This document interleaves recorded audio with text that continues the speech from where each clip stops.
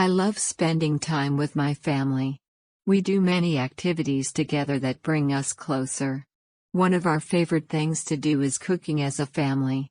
We gather in the kitchen to prepare delicious meals.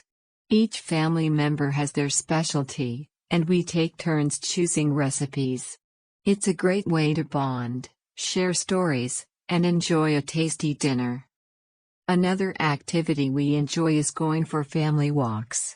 Whether it's a stroll in the park or a hike in the woods, we appreciate the time outdoors. We talk about our day, enjoy nature, and sometimes have a picnic. Game nights are a regular occurrence in our home. We have a collection of board games and card games that we play together. It gets competitive, but it's all in good fun. We laugh a lot during these game nights.